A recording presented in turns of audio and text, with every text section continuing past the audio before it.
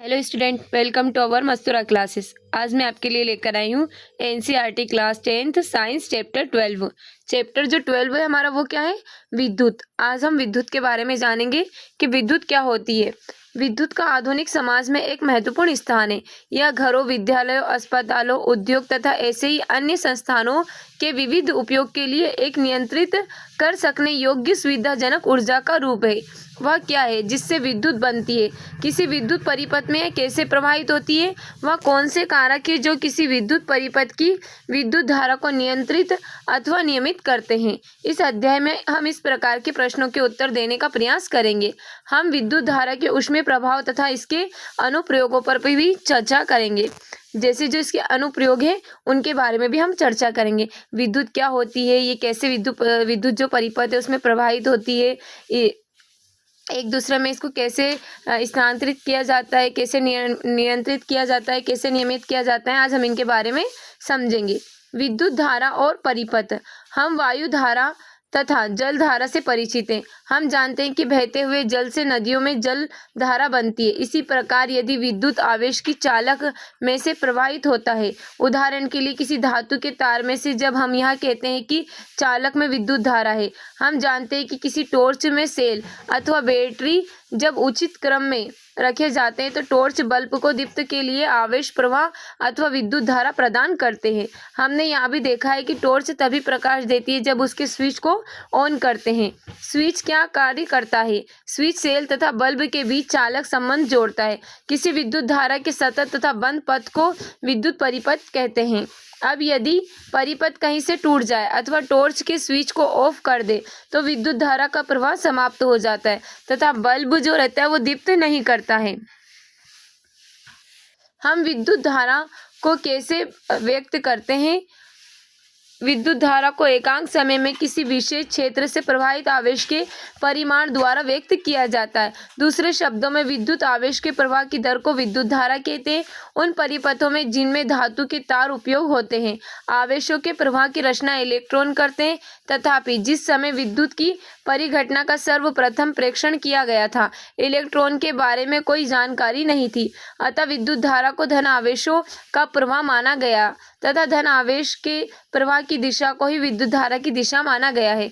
परिपाटी के अनुसार किसी विद्युत परिपथ में इलेक्ट्रॉनों जो ऋण आवेश के प्रवाह की दिशा के विपरीत दिशा को विद्युत धारा की दिशा माना जाता है। यदि किसी चालक की किसी अनुप्रस्थ काट से t समय या नेट आवेश Q प्रवाहित होता है, तब उस अनुप्रस्थ काट की विद्युत धारा को इस प्रकार व्यक्त करते हैं। कैसे? I is equal to Q/T। विद्युत आवेश का ऐसा ही मात्रक कुलाम होता है जिसे हम C से डिनोट करते हैं, जो लगभग कितना 6 × 10⁻18 इलेक्ट्रॉनों में समय आवेश के तुल्य होता है। हम जानते हैं कि इलेक्ट्रॉन पर 1.6 × 10⁻19 C आवेश होता है।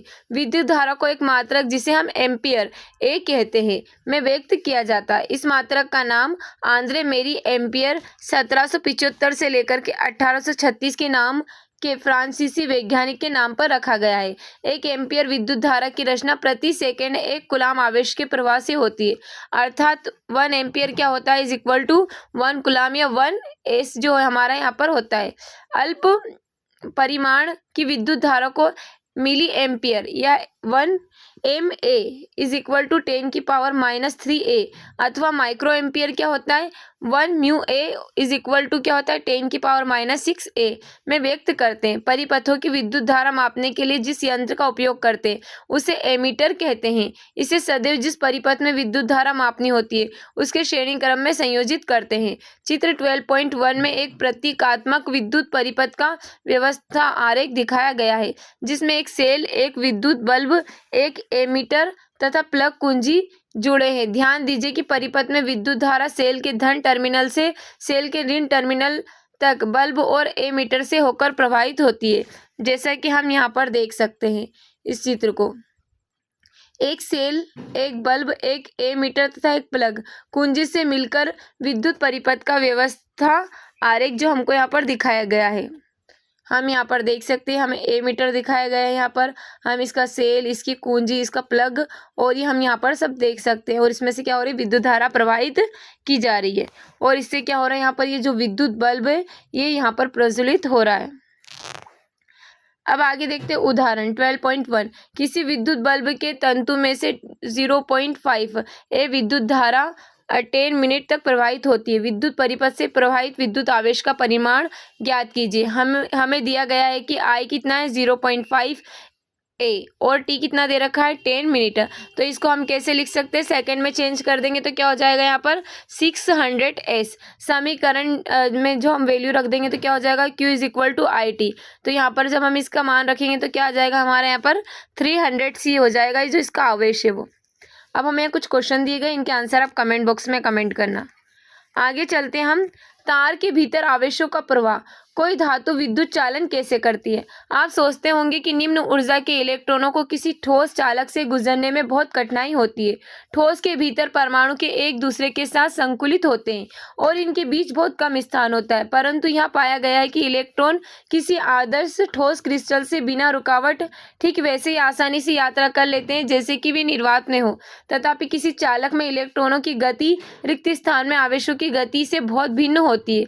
जब किसी चालक से कोई स्थायी धारा प्रवाहित होती है तब उसके भीतर इलेक्ट्रॉन एक निश्चित औसत अपवाह चाल से गति करते हैं। किसी प्रारूपी कॉपर के तार के लिए जिससे कोई लघु विद्युत धारा प्रवाहित हो रही है, इस अपवाह चाल का परिकलन किया जा सकता है और यह वास्तव में अत्यंत अल्प 1 mm (10⁻⁻1) कोटि की पाई गई है। फिर ऐसा क्यों है कि हमारे स्विच ऑन करते ही विद्युत बल्ब प्रकाश देने लगता है। ऐसा नहीं हो सकता कि विद्युत धारा केवल तब आरंभ हो तब कोई इलेक्ट्रॉन विद्युत आपूर्ति के एक टर्मिनल से स्वयं चलकर बल्ब से होते हुए दूसरे टर्मिनल तक पहुंचे, क्योंकि किसी चालक तार में इलेक्ट्रॉन का भौतिक अपवाह एक अत्यंत धीमी प्रक्रिया है। विद्युत धारा प्रवाहित होने की यथार्थ प्रक्रिया जो प्रकाश की चाल के लगभग समान चाल से होती है, मंत्र मुग्ध करने वाली है, परंतु इस पुस्तक के कार्य क्षेत्र से बाहर है। क्या आप उच्च स्तर पर इस प्रश्न की गहराई तक पहुंचना चाहते हैं? विद्युत विभव और विभवांतर के बारे में हम जानेंगे। तो हमें यहाँ पर दिया गया है वह क्या है जो विद्युत आवेश को प्रवाहित कराता है। आइए जल के प्रवाह से सदृश के आधार पर इसका विचार करते हैं। किसी कॉपर के तार से आवेश स्वयं प्रवाहित नहीं होते, ठीक वैसे ही जैसे कि आदर्श क्षैतिज नली से जल प्रवाहित नहीं होता। यदि नली के एक सिरे को किसी उच्च तल पर रखे जल टैंक से जोड़ दे जिससे नली के दो सिरे के बीच कोई दाबांतर बन जाए तो नली के मुक्त सिरे से जल बाहर की ओर प्रवाहित होता है।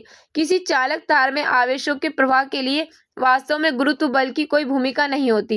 इलेक्ट्रॉन केवल तभी गति करते हैं जब चालक की अनुदिश विद्युत दाब में कोई अंतर होता है, जिसे विभवांतर कहते हैं।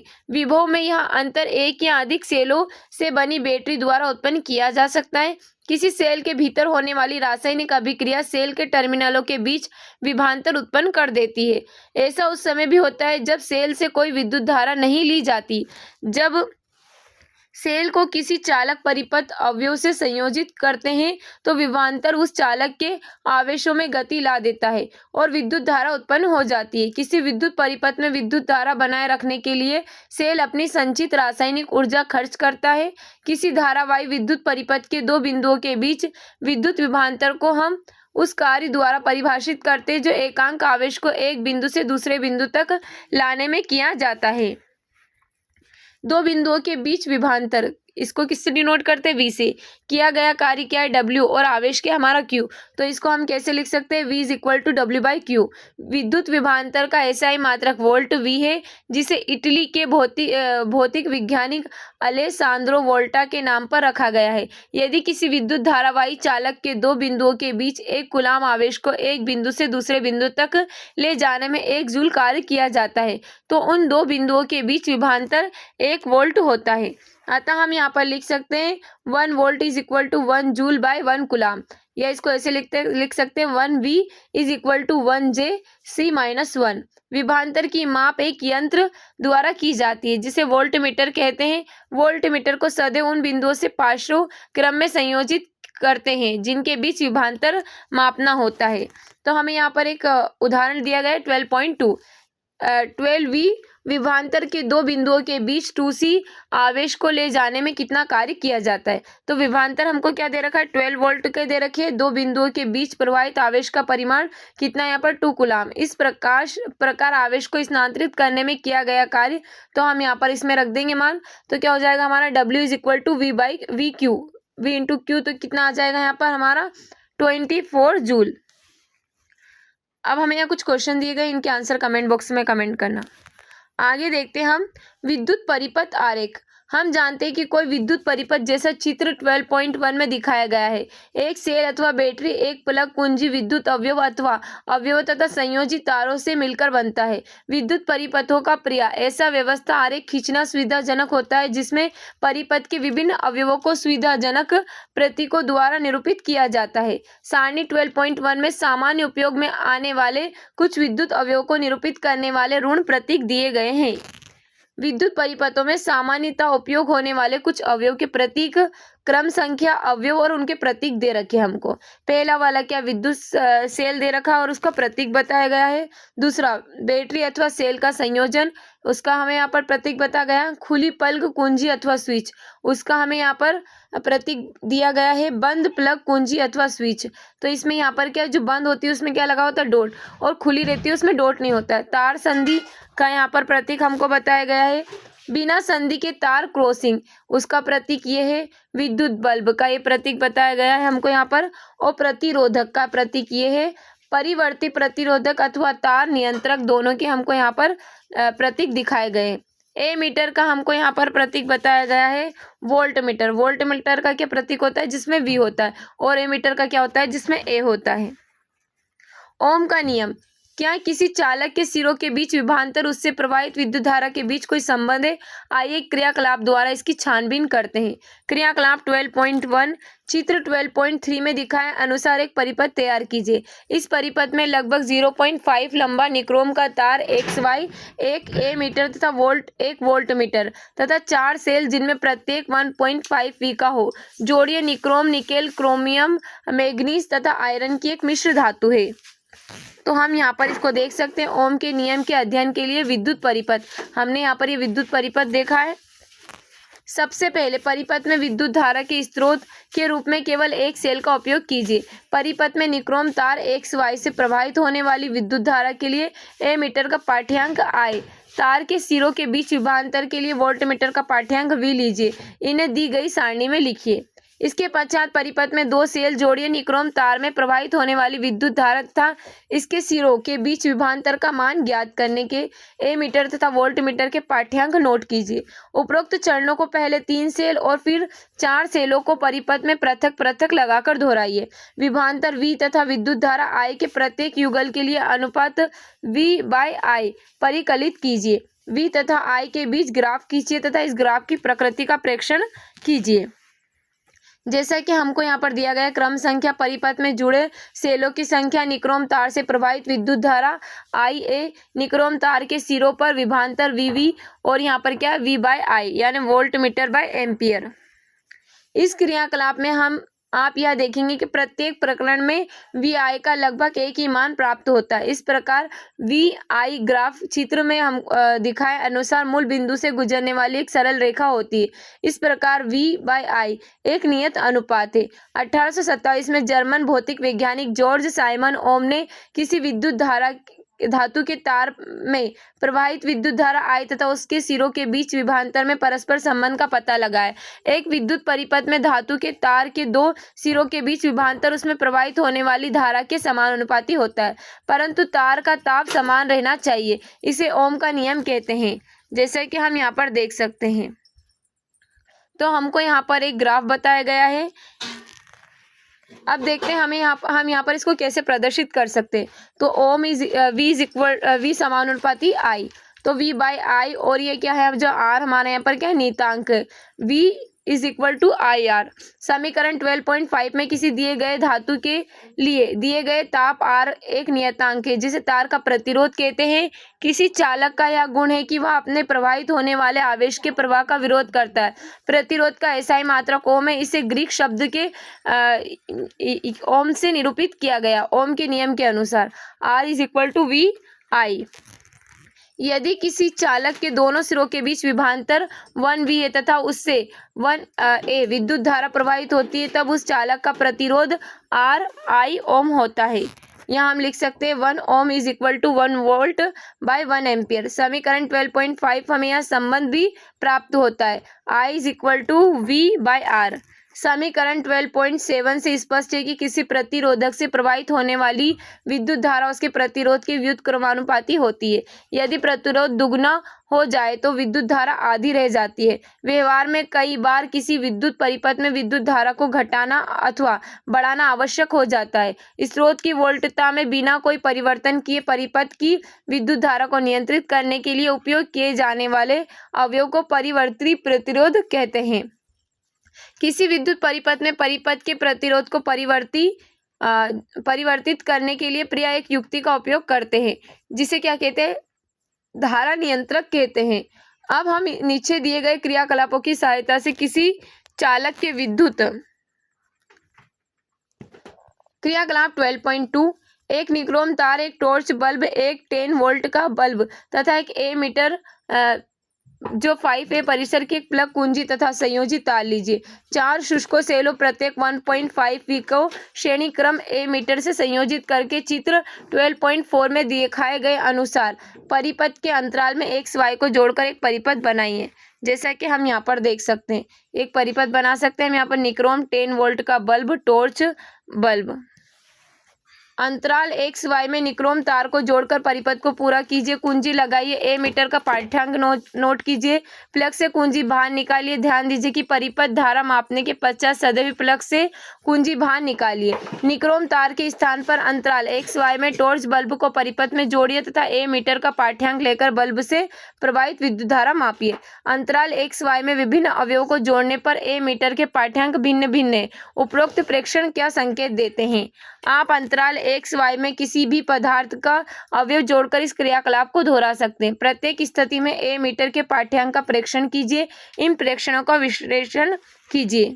इस क्रियाकलाप में हम अवलोकन करते हैं कि विभिन्न अवयवों के लिए विद्युत धारा भिन्न है। यह भिन्न क्यों है? कुछ अवयव विद्युत धारा के प्रवाह के लिए सरल पथ प्रदान करते हैं, जबकि अन्य इस प्रवाह का विरोध करते हैं। हम यह जानते हैं कि इलेक्ट्रॉनों की किसी परिपथ में गति के कारण ही परिपथ में कोई विद्युत धारा बनती है। तथापि चालक के भीतर इलेक्ट्रॉन गति करने के लिए पूर्णतः स्वतंत्र नहीं होते। जिन परमाणुओं के बीच ये गति करते हैं, उन्हीं के आकर्षण द्वारा इसकी गति नियंत्रित हो जाती है। इस प्रकार किसी चालक से होकर इलेक्ट्रॉनों की गति उसके प्रतिरोध द्वारा मंद हो जाती है। एक ही साइज के चालकों में वह चालक जिसका प्रतिरोध कम होता है अधिक अच्छा चालक होता है। वह चालक जो पर्याप्त प्रतिरोध लगाता है प्रतिरोधक कहलाता है। सर्वसम साइज का वह अवयव जो उच्च प्रतिरोध लगाता है हीन चालक कहलाता है। समान साइज का कोई विद्युत रोधी इससे भी अधिक प्रतिरोध लगाता है। वह कारक जिन पर किसी चालक का प्रतिरोध निर्भर करता है। तो हम यहाँ पर देख सकते हैं क्रियाकलाप 12.3 एक सेल, एक A मीटर I लंबाई का एक निक्रोम तार जैसे 1 द्वारा चिन्हित है तथा एक प्लग कुंजी चित्र 12.5 में दिखाए अनुसार जोड़कर एक विद्युत परिपथ पूरा कीजिए। जैसा कि हम यहाँ पर देख सकते हैं, उन कारकों जिन पर किसी चालक तार प्रतिरोध निर्भर करता है का अध्ययन करने के लिए विद्युत परिपथ। अब प्लग में कुंजी लगाइए। A मीटर में विद्युत धारा नोट कीजिए। इस निक्रोम तार को अन्य निक्रोम तार से प्रतिस्थापित कीजिए जिसकी मोटाई समान परंतु लंबाई दोगुनी हो, अर्थात 2L लंबाई का तार लीजिए जिसे चित्र 12.5 में 2 से चिन्हित किया गया है। A मीटर का पाठ्यांक नोट कीजिए। अब इस तार को समान लंबाई L के निक्रोम के मोटे तार 3 से चिन्हित से प्रतिस्थापित कीजिए। मोटे तार के अनुप्रस्थ काट का क्षेत्रफल अधिक होता है। परिपथ में प्रवाहित विद्युत धारा भी नोट कीजिए। निक्रोम तार के स्थान पर तांबे का तार चित्र 12.5 में जिस तरह चिन्ह 4 बना है परिपथ में जोड़िए। मान लीजिए यह तार निक्रोम के तार जिस पर 1 चिन्हित है के बराबर लंबा तथा समान अनुप्रस्थ काट के क्षेत्रफल का विद्युत धारा का मान नोट कीजिए। प्रत्येक प्रकरण में विद्युत धारा के मानों में अंतर को ध्यान से देखिए। क्या विद्युत धारा चालक की लंबाई पर निर्भर करती है? क्या विद्युत धारा उपयोग किए जाने वाले तार के अनुप्रस्थ काट के क्षेत्रफल पर निर्भर करती है? यह पाया गया है कि जब तार की लंबाई दुगनी कर देते हैं तो A मीटर का पाठ्यांक आधा हो जाता है।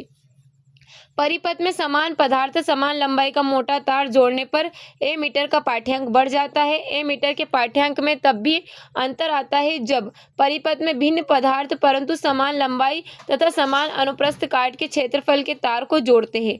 ओम के नियम समीकरण 12.5 से 12.7 को अनुप्रस्थ करने पर हम यहाँ पाते हैं कि किसी चालक का प्रतिरोध चालक की लंबाई उसके अनुप्रस्थ काट के क्षेत्रफल तथा उसके पदार्थ के प्रकृति पर निर्भर करता है।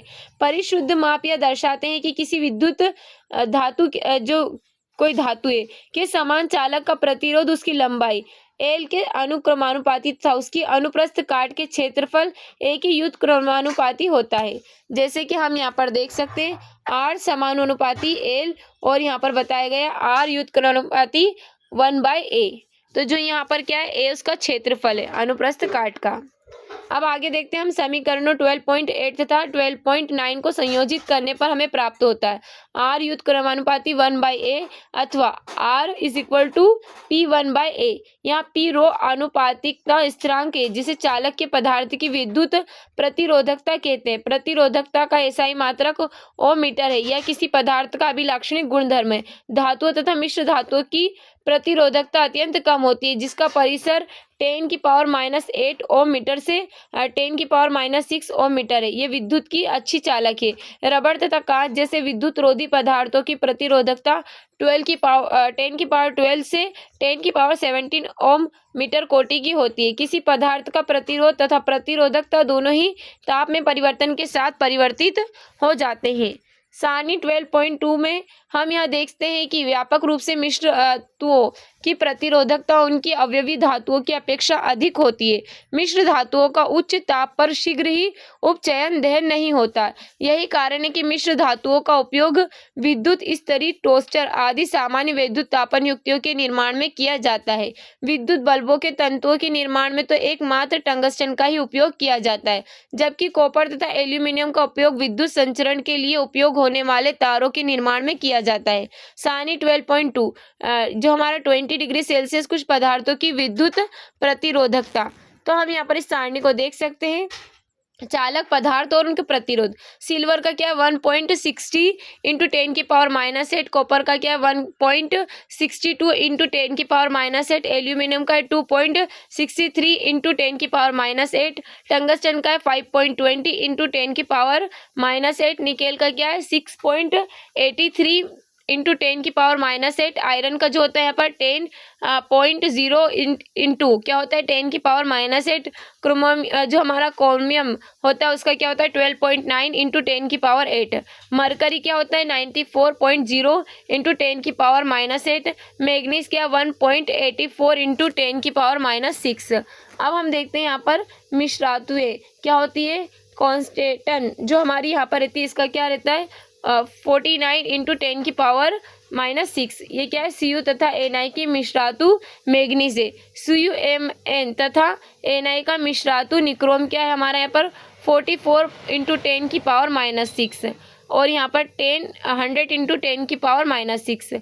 विद्युत रोधी क्या हो जाएगा हमारा NiCr Mn तथा Fe की भी क्या है मिश्रातु है। अब विद्युत रोधी देख लेते हैं कांच कठोर एबोनाइट डायमंड कागज। जो हमारा कांच रहता है कितना रहता है 10⁻10 से लेकर 10⁻14 तक। कठोर 10⁻13 से 10⁻16 तक। एबोनाइट 10⁻15 से लेकर 10⁻17 तक। डायमंड 10⁻12 से लेकर 10⁻13 तक। कागज ये शुष्क 10⁻12 होता है। आपको इन मानों को याद करने की कोई आवश्यकता नहीं। इन मानों का उपयोग आप अंकित प्रश्नों को हल करने के लिए कर सकते हैं। अब हमें यहाँ दिया गया उदाहरण 12.3। यदि किसी विद्युत बल्ब के तंतु प्रतिरोध 1200 ओम है तो यह बल्ब 220 वी स्रोत से कितनी विद्युत धारा लेगा। बी यदि किसी विद्युत हीटर की कुंडली का प्रतिरोध 100 ओम है तो यह विद्युत हीटर 220 वी स्रोत से कितनी धारा लेगा। हमें यहाँ दो क्वेश्चन दिए गए। ए वाला है हमें दिया गया है यहाँ पर क्या दिया गया वोल्ट और यहाँ पर क्या दिया आर ओम। तो हम यहाँ पर देख सकते हैं विद्युत धारा आई तो क्या आ जाएगा विद्युत धारा का मान यहाँ पर 0.18 है। हमें दिया गया है यहाँ पर V और R कितना 100 ओम। तो हम यहाँ पर इसका जब I में इसकी वैल्यू रखेंगे तो विद्युत धारा क्या आ जाएगी हमारी 2.2 है। 220 के विभवांतर के समान विद्युत स्रोत से विद्युत बल्ब तथा विद्युत हीटर द्वारा ली जाने वाली विद्युत धाराओं के अंतर पर ध्यान दीजिए कि कितना अंतर हुआ यहाँ पर। अब हम देखते हैं उदाहरण 12.4। जब कोई विद्युत हीटर विद्युत स्रोत से 4A विद्युत धारा लेता है तब उसके टर्मिनलों के बीच विभवांतर 60 V है।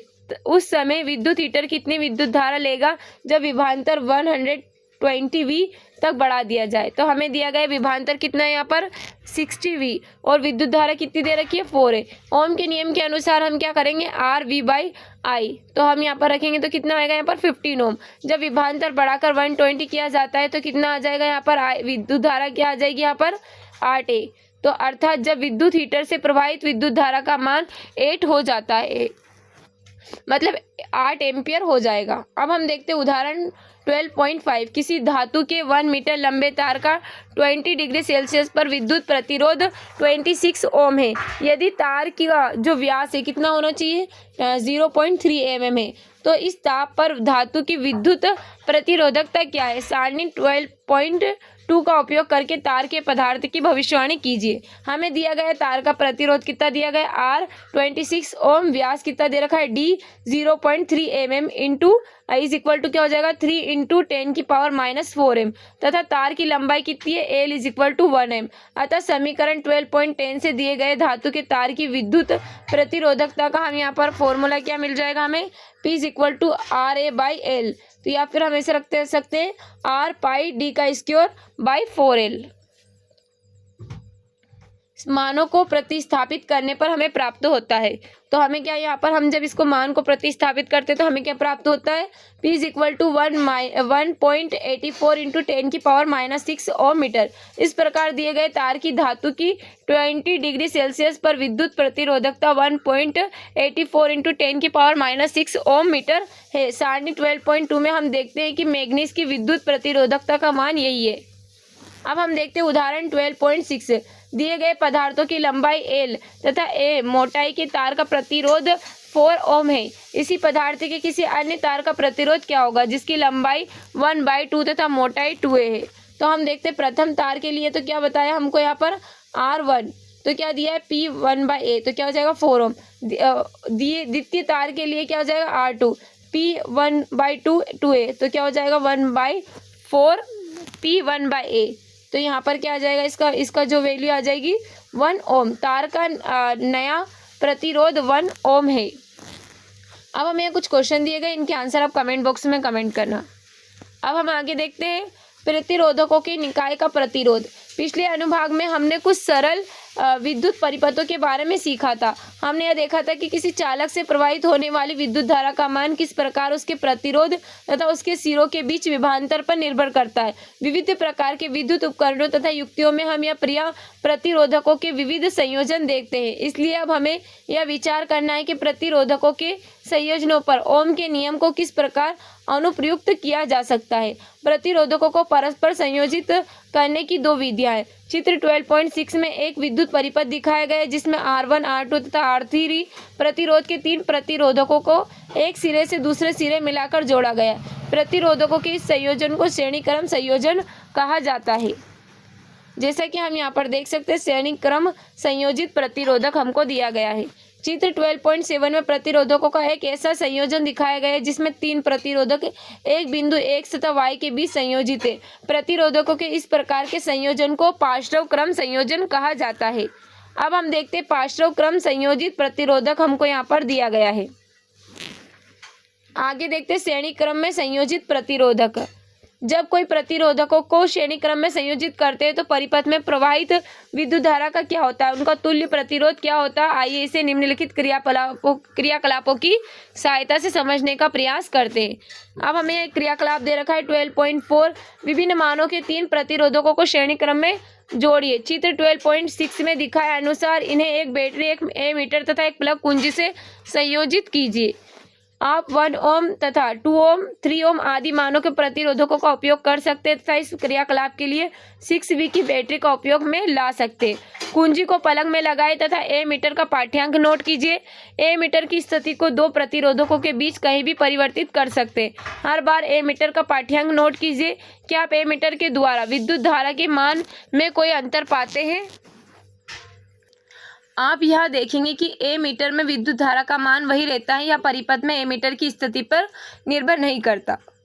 इसका तात्पर्य है कि एक जो प्रतिरोधकों के श्रेणी क्रम संयोजन में परिपथ के हर भाग में विद्युत धारा समान होती है, अर्थात प्रत्येक प्रतिरोध से समान विद्युत धारा प्रवाहित होती है। क्रियाकलाप 12.5 क्रियाकलाप जो हमको 12.4 में चित्र 12.6 दिखाए अनुसार तीन प्रतिरोधकों के श्रेणी क्रम संयोजन के सिरों एक्स वाई के बीच एक वोल्ट मीटर लगाइए। जैसे कि हम यहाँ पर इनके बीच में क्या लगा सकते हैं, एक वोल्ट मीटर लगा सकते हैं। अब हम आगे देखते हैं, परिपथ में प्लग कुंजी लगाइए तथा वोल्ट मीटर का पाठ्यांक नोट कीजिए। इससे हमें श्रेणी क्रम संयोजन के सिरों के बीच विभवांतर ज्ञात होता है। मान लीजिए यह V है। अब बैटरी के दोनों टर्मिनलों के बीच विभवांतर नोट कीजिए। इन दोनों मानों की तुलना कीजिए। प्लग से कुंजी निकालिए तथा वोल्ट मीटर को भी परिपथ से हटा दीजिए। अब वोल्ट मीटर को चित्र 12.6 दिखाए अनुसार पहले प्रतिरोधक के सिरों X तथा P के बीच जोड़िए। प्लग कुंजी लगाइए तथा पहले प्रतिरोधक के सिरों के बीच विभवांतर मापिए। मान लीजिए यह V1 है। इसी प्रकार अन्य दो प्रतिरोधकों के सिरों के बीच पृथक पृथक विभवांतर मापिए। मान लीजिए मान क्रमशः V2 तथा V3 है। V1 V2 तथा V3 के बीच संबंध उत्पन्न कीजिए। आप देखेंगे कि विभवांतर V अन्य तीन विभवांतरों V1 V2 तथा V3 के योग के बराबर है, अर्थात प्रतिरोधक के श्रेणी क्रम संयोजन के सिरों के बीच कुल विभवांतर व्यष्टिगत प्रतिरोधों के विभवांतरों के योग के बराबर होता है, अर्थात V is equal to V1 plus V2 plus V3। मान लीजिए चित्र 12.8 में विद्युत में दर्शाए गए परिपथ में विद्युत धारा I है, तब प्रत्येक प्रतिरोधक से प्रवाहित विद्युत धारा भी I है। श्रेणी क्रम से जुड़े इन तीनों प्रतिरोधकों को एक ऐसे तुल्य एकल प्रतिरोधक जिसका प्रतिरोध R है के द्वारा प्रतिस्थापित करना संभव है, जिसे परिपथ में जोड़ने पर इसके सिरों पर प्रतिरोध V तथा परिपथ में प्रवाहित धारा I वही रहती है। समस्त परिपथ में ओम का नियम अनुप्रयुक्त करने पर हमें प्राप्त होता है V is equal to IR। तीनों प्रतिरोधों पर पृथक पृथक ओम का नियम अनुप्रयुक्त करने में हमें यह प्राप्त होता है V1 is equal to IR1, V2 is equal to IR2, V3 is equal to IR3 हमें यहाँ पर प्राप्त होता है। समीकरण में हम क्या करेंगे, समीकरण से IR is equal to IR1 plus IR2 plus IR3 अथवा RS is equal to R1 plus R2 is equal प्लस R3। इस प्रकार हम यह निष्कर्ष निकाल सकते हैं कि जब बहुत से प्रतिरोधक श्रेणी क्रम में संयोजित होते हैं तो संयोजन का कुल प्रतिरोध R1 R2 R3 के योग के बराबर होता है। इस प्रकार संयोजन का प्रतिरोध किसी भी व्यष्टिगत प्रतिरोधक के प्रतिरोध से अधिक होता है। अब हम यहाँ आगे देखते हैं उदाहरण 12.7। एक विद्युत लैंप जिसका प्रतिरोध 20 है तथा एक 4 ओम प्रतिरोध का चालक 6V की बैटरी को चित्र 12.9 में दिखाए अनुसार संयोजित है। ए परिपथ का कुल प्रतिरोध, B परिपथ में प्रवाहित विद्युत धारा तथा C विद्युत लैंप चालक के सिरों के बीच विभवांतर परिकलित कीजिए। अब हम यहाँ पर देख सकते हैं 6V की बैटरी से श्रेणी क्रम में संयोजित एक विद्युत लैंप तथा 4 ओम का एक प्रतिरोधक हमको यहाँ पर दिखाया गया है। तो ये क्या है 6V और यहाँ पर क्या दिखाया गया है 4 ओम का हमको एक लैंप दिखाया गया है। विद्युत लैंप का प्रतिरोध R1 कितना है 20 ओम। श्रेणी क्रम में संयोजित चालक का प्रतिरोध R2 कितना है 4 ओम। तब परिपथ में कुल प्रतिरोध कितना हो जाएगा RS is equal to 24 ohm. Battery के दो टर्मिनलों के बीच कुल विभवांतर कितना है V is equal to 6V। अब ओम के नियम के अनुसार परिपथ में कुल विद्युत धारा कितनी हो रही है यहाँ पर 0.25 एम्पियर। अब हम देखते हैं विद्युत लैंप तथा चालक पर ओम का नियम पृथक पृथक अनुप्रयुक्त करने पर हमें विद्युत लैंप के सिरों के बीच विभवांतर प्राप्त होता है। V1 क्या हो जाएगा हमारा 5V तथा चालक के सिरों के बीच विभवांतर प्राप्त होता है V2 इज इक्वल टू क्या हो जाएगा 1V। अब मान लीजिए कि हम विद्युत लैंप तथा चालक के श्रेणी क्रम संयोजन को किसी एकल तथा तुल्य प्रतिरोधक से प्रतिस्थापित करना चाहते। इस तुल्य प्रतिरोधक का प्रतिरोध इतना होना चाहिए कि इसे 6V बैटरी के दो टर्मिनलों से संयोजित करने पर परिपथ में 0.25 A विद्युत धारा प्रवाहित हो। तब इस तुल्य प्रतिरोधक का प्रतिरोध R होगा। R is equal to V by I। तो क्या हो जाएगा हमारा 24 ओम। यह श्रेणी क्रम परिपथ का कुल प्रतिरोध है। यह दोनों प्रतिरोधों के योग के बराबर होता है। अब हमें कुछ क्वेश्चन दिए गए, इनके आंसर आप कमेंट बॉक्स में कमेंट करना। आगे हम देखते हैं पार्श्व क्रम में संयोजित प्रतिरोधक। आइए अब चित्र 12.7 में दिखाए अनुसार जोड़े गए सेलों के एक संयोजन अथवा बैटरी से पार्श्व क्रम में संयोजित 3 प्रतिरोधकों की व्यवस्था पर विचार करते हैं। हमें यहाँ पर दिया गया है क्रियाकलाप 12.6, 3 प्रतिरोधकों जिनके प्रतिरोध क्रमशः R1, R2 तथा R3 है। पार्श्व संयोजन एक्स वाई बनाइए। चित्र 12.10 में दिखाए अनुसार इस संयोजन को एक बैटरी, एक प्लग कुंजी, एक एमीटर से संयोजित कीजिए। प्रतिरोधकों के संयोजन के पार्श्व क्रम में एक वोल्टमीटर भी संयोजित कीजिए। प्लग में कुंजी लगाइए तथा एमीटर का पाठ्यांक नोट कीजिए। मान लीजिए कि विद्युत धारा का मान I है। वोल्टमीटर का पाठ्यांक भी नोट कीजिए। इससे पार्श्व संयोजन के सिरों के बीच विभवांतर V प्राप्त होता है। प्रत्येक प्रतिरोधक के सिरों के बीच विभवांतर भी V है। इसकी जांच प्रत्येक प्रतिरोधक के सिरों पर पृथक पृथक वोल्टमीटर संयोजित करके की जा सकती है। तो हमें यहाँ पर एक ये चित्र दिखाया गया है। आगे हम देखते हैं, कुंजी से प्लग बाहर निकालिए। परिपथ से एमीटर तथा वोल्टमीटर निकाल लीजिए। चित्र 12.11 में दिखाए अनुसार एमीटर का प्रतिरोध R1 से श्रेणी क्रम में संयोजित कीजिए। एमीटर का पाठ्यांक I नोट कीजिए। इसी प्रकार R1 एवं R2 में प्रवाहित होने वाली धारा भी मापिए। माना इनका मान क्रमशः I1 एवं I2 है, तो क्या हो जाएगा हमारा I1, I2 एवं I3 में क्या संबंध है। यह पाया जाता है कि कुल विद्युत धारा I संयोजन की प्रत्येक शाखा में प्रवाहित होने वाली पृथक धाराओं के योग बराबर है। जैसे कि I is equal to 1 I1 plus I2 plus I3। मान लीजिए प्रतिरोधकों के पार्श्व संयोजन का तुल्य प्रतिरोध RP है। प्रतिरोधकों के पार्श्व संयोजन पर ओम का नियम लागू करने पर हमें प्राप्त होता है I is equal to V by RP। प्रत्येक प्रतिरोधक पर ओम का नियम लागू करने पर हमें प्राप्त होता है I1 is equal to 1 by R1, I2 is equal to V by R2 और यहाँ पर क्या I3 is equal to V by R3। समीकरणों 12.15 तथा 12.17 से हमें प्राप्त होता है V by RP is equal to V by R1 plus V by R2 plus V by R3, अथवा ये क्या होता है 1 by RP is equal to 1 by R1 plus 1 by R2 plus 1 by R3। इस प्रकार हम यह निष्कर्ष निकाल सकते हैं कि पार्श्व क्रम से संयोजित प्रतिरोधों के समूह के तुल्य प्रतिरोध का व्युत्क्रम पृथक प्रतिरोधों के व्युत्क्रमों के योग के बराबर होता है। उदाहरण दिया गया है 12.8, चित्र दिया गया है 12.10 के परिपथ आरेख में मान लीजिए कि प्रतिरोधकों को R1, R2 तथा R3 के मान क्रमशः 5 ओम, 10 ओम, 30 ओम है तथा इन्हें 12V की बैटरी में से संयोजित किया गया है। ए प्रत्येक प्रतिरोधक से प्रवाहित धारा, बी तथा परिपथ में प्रवाहित कुल विद्युत धारा, सी परिपथ का कुल प्रतिरोध परिकलित कीजिए। R1 क्या हो जाएगा हमारे यहाँ पर 5 ओम, R2 क्या हो जाएगा 10 ओम तथा R3 क्या हो जाएगा 30 ओम। बैटरी के सिरों का विभवांतर V इज इक्वल टू क्या हो जाएगा 12V। प्रत्येक व्यष्टिगत प्रतिरोधकों के सिरों पर विभवांतर इतना ही है, अतः प्रतिरोधकों से प्रवाहित विद्युत धारा का परिकलन करने के लिए हम ओम के नियम का उपयोग करते हैं। R1 से प्रवाहित विद्युत धारा I1 क्या हो जाएगी यहाँ पर V बाई R1, तो I1 क्या हो जाएगा हमारा 22.4 A।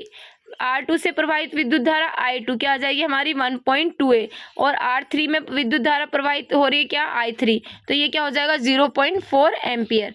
परिपथ से प्रवाहित कुल धारा कितनी हो जाएगी हमारी I is equal to 4A। समीकरण में कुल प्रतिरोध RP का मान इस प्रकार प्राप्त किया जा सकता है 1 बाई RP, तो हमारा क्या आएगा यहाँ पर RP 3 ओम हमें मिल जाएगा। उदाहरण 12.9, चित्र जो दिया गया हमें 12.12 में R1 10 ओम, R2 40 ओम, R3 30 ओम और R4 जो हमारा यहाँ पर 20 ओम और R5 क्या हमारा यहाँ पर 60 ओम है तथा प्रतिरोधकों के इस विन्यास को 12V संयोजित किया जाता है। परिपथ में कुल प्रतिरोध तथा परिपथ में प्रवाहित कुल विद्युत धारा परिकलित कीजिए। तो हम यहाँ पर देख सकते हैं, मान लीजिए कि एक पार्श्व क्रम में संयोजित दो प्रतिरोधकों R1 तथा R2 को किसी तुल्य प्रतिरोधक जिसका प्रतिरोध R डैश है द्वारा प्रतिस्थापित करते हैं। इस प्रकार हम पार्श्व क्रम में संयोजित 3 प्रतिरोधकों R3, R4 और I5 को किसी अन्य तुल्य प्रतिरोधक जिसका प्रतिरोध R डैश डैश द्वारा प्रतिस्थापित करते हैं, तब समीकरण 12.19 का उपयोग करने पर हमें प्राप्त होता है 1/R डैश तथा 1/10 प्लस 1/40। तो हमें क्या मिलता है यहाँ पर 5/40, अर्थात R डैश क्या हो जाएगा हमारा 8 ओम। इसी प्रकार 1/R डबल डैश तो क्या हो जाएगा हमारे यहाँ पर क्या प्राप्त होगा हमें 6/60, और R डबल डैश क्या हो जाएगा हमारा 10 ओम। ऐसे ही हम यहाँ पर अगर R निकालेंगे तो क्या आ जाएगा हमारा 18 ओम आ जाएगा। विद्युत धारा का मान परिकलित करने के लिए हमें ओम का नियम का उपयोग करने पर हमें प्राप्त होता है I is equal to V/R। तो क्या आ जाएगा हमारे यहाँ पर I 0.67 एम्पियर। अब हमें यहाँ एक चित्र दिया गया, आप इस चित्र को देख सकते हैं।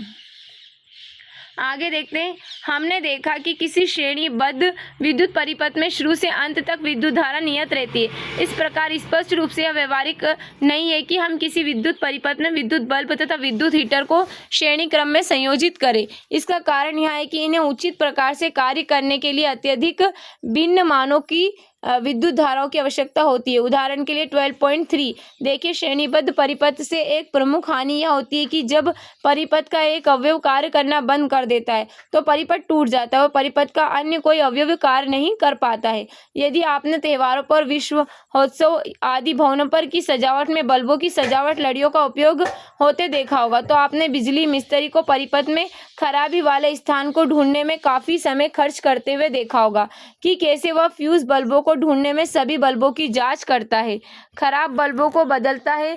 इसके विपरीत पार्श्व क्रम परिपथ में विद्युत धारा विभिन्न विद्युत साधित्रों में विभाजित हो जाती है। पार्श्व परिपथ में कुल प्रतिरोध समीकरण 12.18 के अनुसार घटता है। यह विशेष रूप से तब अधिक सहायक होता है जब साधित्रों के प्रतिरोध भिन्न भिन्न होते हैं तथा उन्हें उचित रूप से कार्य करने के लिए भिन्न विद्युत धारा की आवश्यकता होती है।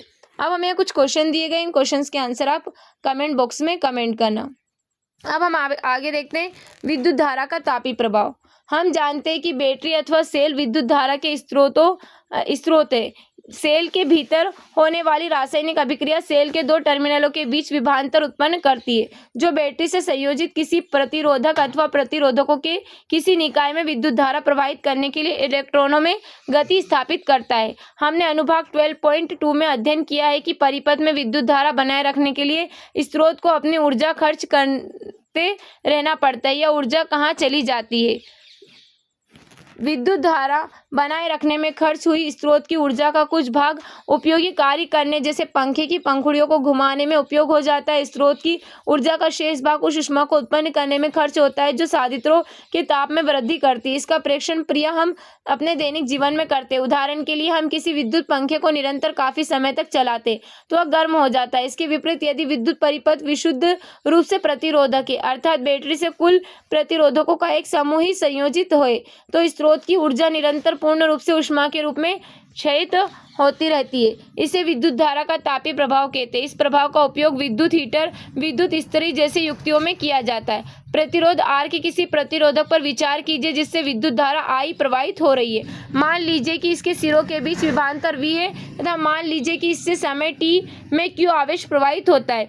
Q आवेश विभवांतर V से प्रवाहित होने में किया गया कार्य VQ है। अतः स्रोत को समय t में VQ ऊर्जा की आपूर्ति करनी चाहिए। अतः स्रोत द्वारा परिपथ में निवेशित शक्ति क्या हो जाएगी हमारी P is equal to VQ/T। यह क्या हो जाएगा VI, अर्थात समय t में स्रोत द्वारा परिपथ को प्रदान की गई ऊर्जा P इंटू टी है जो कि VIT के बराबर है। स्रोत द्वारा खर्च की जाने वाली इस ऊर्जा का क्या होता है? यह ऊर्जा ऊष्मा के रूप में प्रतिरोधक में क्षयित हो जाती है। इस प्रकार किसी स्थायी विद्युत धारा I द्वारा समय t में उत्पन्न ऊष्मा की मात्रा H इज इक्वल टू क्या हो जाएगी VIT। ओम का नियम समीकरण 12.5 लागू करने पर हमें प्राप्त होता है कि H is equal to I का स्क्वायर RT। इसे जूल का तापन नियम कहते हैं। इस नियम से यह स्पष्ट है कि किसी प्रतिरोधक में उत्पन्न होने वाली ऊष्मा दिए गए प्रतिरोधक में प्रवाहित होने वाली विद्युत धारा के वर्ग के अनुक्रमानुपाती होती है। दी गई विद्युत धारा के लिए प्रतिरोध के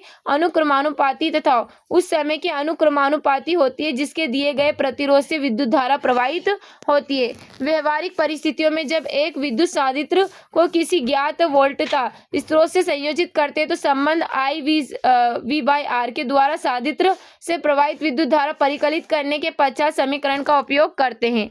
तो हमें यहाँ पर दिया गया है विशुद्ध प्रतिरोधक विद्युत परिपथ में अपरिवर्तनशील विद्युत धारा, हमको यहाँ पर ये दिखाया गया है चित्र में। अब हमें उदाहरण दिया गया है 12.10 किसी विद्युत स्तरी में अधिकतम तापन दर के लिए 840 वोल्ट की दर से ऊर्जा उपभुक्त होती है तथा 360 वोल्ट की दर से उस समय उपभुक्त होती है जब तापन की दर निम्नतम है। यदि विद्युत स्रोत की वोल्टता 220 वोल्ट है तो दोनों प्रकरणों में विद्युत धारा तथा प्रतिरोध के मान परिकलित कीजिए। समीकरण में 12.19 से हमें यह जानते हैं कि निवेश शक्ति P इक्वल टू क्या होता है VI। इस प्रकार विद्युत धारा क्या हो जाएगी I इक्वल टू PV। जब तापन की दर अधिकतम है तब I क्या हो जाएगा हमारा 3.82 एम्पियर तथा विद्युत स्तरी का प्रतिरोध I R जो हमारा क्या हो जाएगा यहाँ पर 57.60 ओम। जब तापन की दर निम्नतम है तब क्या हो जाएगा I is equal to 1.64 A और जो यहाँ पर विद्युत स्तरी का प्रतिरोध R क्या हो जाएगा हमारा 134.15 ओम। 12.11 किसी 4 ओम प्रतिरोधक से प्रति सेकेंड 100 जूल ऊष्मा उत्पन्न हो रही है। प्रतिरोधक के सिरों पर विभवांतर ज्ञात कीजिए। हमें यहाँ पर H दे रखा है कितना 100 जूल, R दे रखा 4 ओम, T दे रखा हमको 1S और V हमको यहाँ पर क्या करना है ज्ञात करना है। तो I क्या आ जाएगा हमारे यहाँ पर 5A और V क्या आ जाएगा हमारा 20V। अब हमें यहाँ कुछ क्वेश्चन दिए गए, इन क्वेश्चंस के आंसर आप कमेंट बॉक्स में कमेंट करना। अब हम आगे देखते हैं विद्युत धारा की तापीय प्रभाव के व्यवहारिक अनुप्रयोग। किसी चालक में ऊष्मा उत्पन्न होना विद्युत धारा का अवस्वयंभावी परिणाम है। बहुत सी स्थितियों में यह अवांछनीय होता है क्योंकि वह उपयोगी विद्युत ऊर्जा को ऊष्मा में रूपांतरित कर देता है। विद्युत परिपथों में अपरिहार्य तापन परिपथ के अवयव के ताप में वृद्धि कर सकता है जिससे उनके गुणों में परिवर्तन हो सकता है। विद्युत इस्त्री, विद्युत टोस्टर, विद्युत तंदूर, विद्युत केतली तथा विद्युत हीटर जूल के तापन पर आधारित कुछ सुपरिचित युक्तियां हैं। विद्युत तापन का उपयोग प्रकाश उत्पन्न करने में भी होता है जैसा कि हम विद्युत बल्ब में देखते हैं। यहाँ पर बल्ब के तंतु को उत्पन्न ऊष्मा को जितना संभव हो सके रोके रखना चाहिए ताकि वह अत्यंत तप्त होकर प्रकाश उत्पन्न करे। इसे इतने उच्च ताप पर पिघलाना नहीं चाहिए। बल्ब के तंतुओं को बनाने के लिए टंगस्टन गलनांक 3380 डिग्री सेल्सियस का उपयोग किया जाता है। तो उच्च गलनांक की एक प्रबल धातु के विद्युत रोधी टैंक का उपयोग करके तंतु को यथासंभव ताप विलगित बनाना चाहिए। प्रिय बल्बों में रासायनिक दृष्टि से अक्रिय नाइट्रोजन तथा आर्गन गैस भरी जाती है जिससे उसके तंतु की आयु में वृद्धि हो जाती है।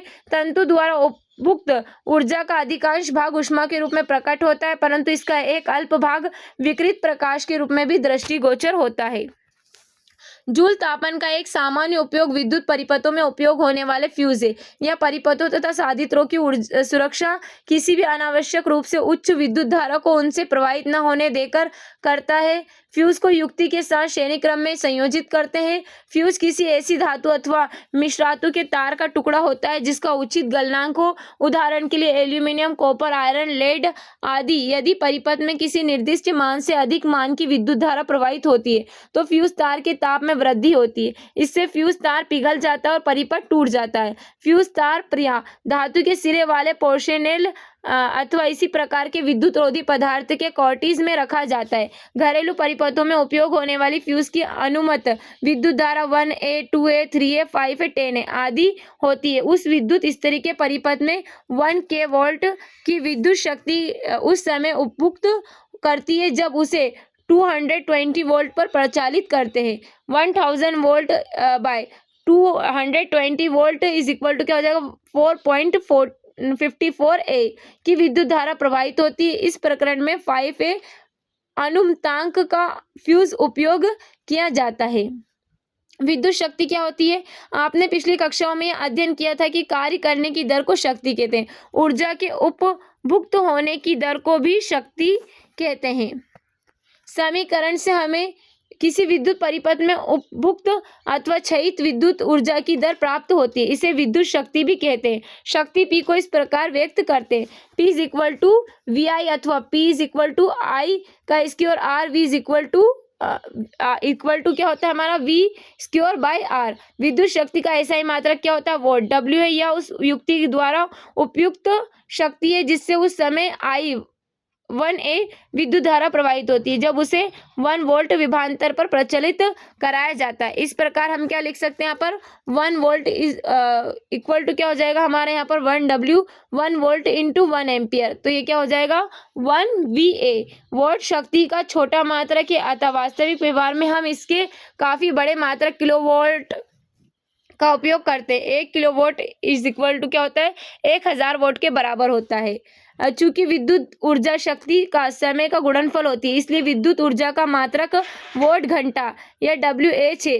तब 1 वोल्ट शक्ति का उपयोग 1 घंटे तक होता है तो उपभुक्त ऊर्जा 1 वाट घंटा होती है। विद्युत ऊर्जा का व्यापारिक मात्रक किलोवाट घंटा है जिसे सामान्य बोलचाल में यूनिट कहते हैं।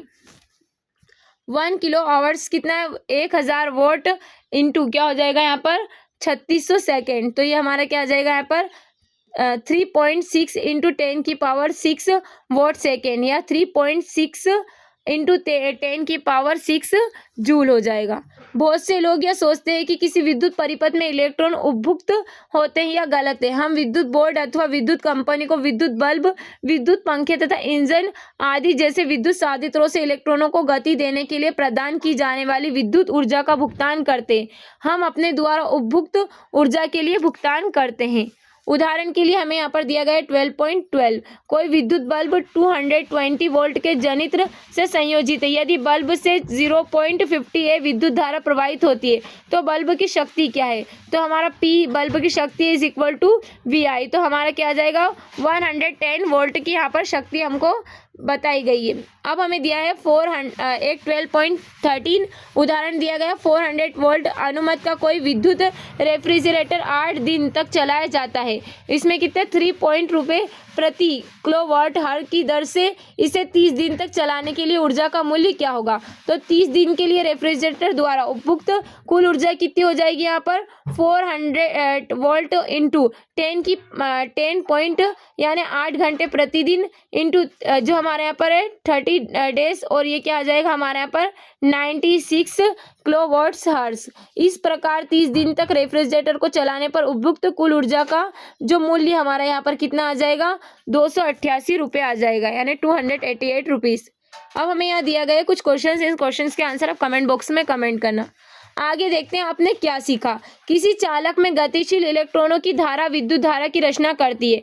परिपाटी के अनुसार इलेक्ट्रॉनों के प्रवाह की दिशा के विपरीत दिशा को विद्युत धारा की दिशा माना जाता है। विद्युत धारा का एसआई मात्रक एम्पियर है। किसी विद्युत परिपथ में इलेक्ट्रॉनों को गति प्रदान करने के लिए किसी सेल अथवा बैटरी का उपयोग करते हैं। सेल अपने सिरों के बीच विभवांतर उत्पन्न करता है। इस विभवांतर को वोल्ट V में मापते हैं।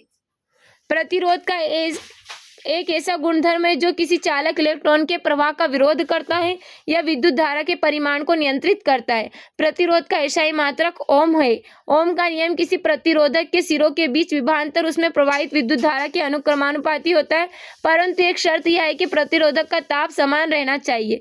किसी चालक का प्रतिरोध उसकी लंबाई पर सीधे उसकी अनुप्रस्थ काट के क्षेत्रफल पर प्रतिलोमता निर्भर करता है और उस पदार्थ की प्रकृति पर भी निर्भर करता है जिससे वह बना है। श्रेणी क्रम में संयोजित बहुत से प्रतिरोधकों का तुल्य प्रतिरोध उनके व्यष्टिगत प्रतिरोधों के योग के बराबर होता है। अब हम आगे देखते हैं इसमें पार्श्व क्रम में संयोजित प्रतिरोधकों के समुच्चय का तुल्य प्रतिरोध RP निम्नलिखित संबंध द्वारा व्यक्त किया जाता है। 1/RP is equal to 1/R1 plus 1/R2 plus 1/R3। किसी प्रतिरोधक में क्षयित अथवा उपभुक्त ऊर्जा को इस प्रकार व्यक्त किया जाता है। W is equal to V into I into T। विद्युत शक्ति का मात्रक वोल्ट है। जब 1 एम्पियर विद्युत धारा 1 V विभवांतर पर प्रवाहित होती है तो परिपथ में उपभुक्त शक्ति 1 वोल्ट होती है। विद्युत ऊर्जा का व्यापारिक मात्रक किलोवाट घंटा यानी क्या होता है यहाँ पर kWh या है 1 किलोवाट हर्ट्ज जो हमें यहाँ पर दिया गया है। तो कितना आ जाएगा यहाँ पर 360000 जूल, यानी 3.6 इंटू 10⁻6 जूल है। अब हमें अभ्यास के लिए यहाँ पर कुछ क्वेश्चंस दिए गए। इन क्वेश्चंस के आंसर आप कमेंट बॉक्स में कमेंट करना। उम्मीद है जो हमारा आज का चैप्टर आपको अच्छा लगा। अगर हमारा आज का चैप्टर आपको अच्छा लगा है तो इसी तरह की अपडेट के लिए हमारे चैनल को सब्सक्राइब करें और बेल आइकन को दबाना ना भूलें। Okay, thank you so much.